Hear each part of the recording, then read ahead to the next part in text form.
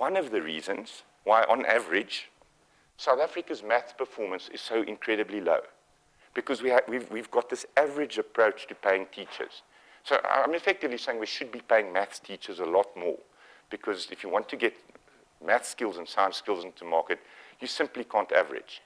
That's just one example.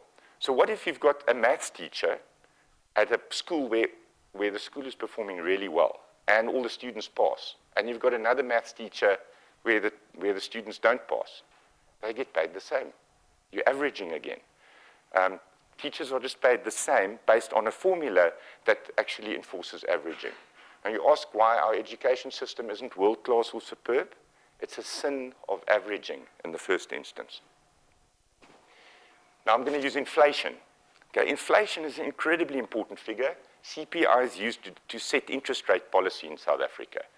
But you know, of course, that inflation is just an average, right? Okay, so we're using an average to make incredibly important decisions about what interest rates are in South Africa, or what index to use for certain adjustments, let's say in lease clauses. But and I've done this before, and I must say the variability was more. But you can see that in urban areas, that 6.3% is actually lower. It's 6%, but in rural areas, it's more. On wine, something that I have a particular fondness for, I'm quite happy that it's 4%. But education, which is probably far more important, is quite high. So now if I had to make a snap deduction just out of this one, it's actually that education, that inflation is lower, in this case, for wealthy people, and higher for poor people. Okay, so you could make completely different policy conclusions about protecting the poor and understanding maybe why social grants need to be higher or why minimum wages need to be higher. It certainly can't be based on the headline CPI. You need to base it on the appropriate one. Yet I've seen very few people do that. I've seen very few people in an urban area say, my lease clause CPI link is urban CPI, and my rural one is rural, or my social grants is tied to where you live in the country. Just one. Incidentally, there's another average. The social grants is one average across the country. Okay.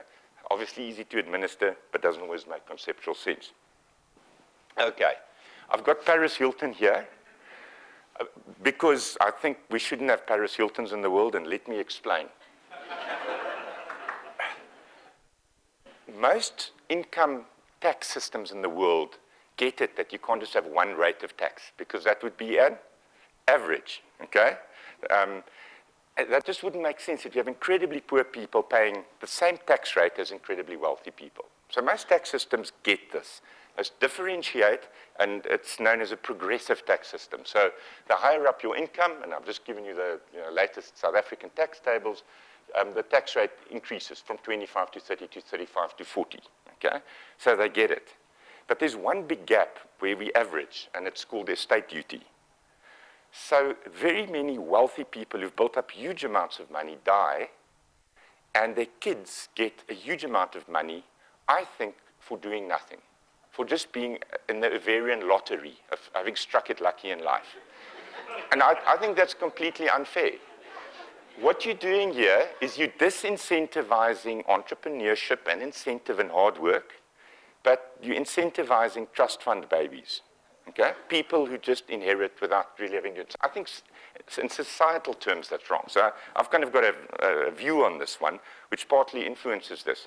I'd rather think that, and this is what Warren Buffett would say, is you need to look after your kids, they need to have a good education, and maybe you can help them with the first home in their car because they're privileged. But there are so many other unprivileged people in the world. If you ask me, I think this tax rate should also be progressive, okay? When you start inheriting over 100 million, why can't that tax rate be higher? And why don't we reduce this one?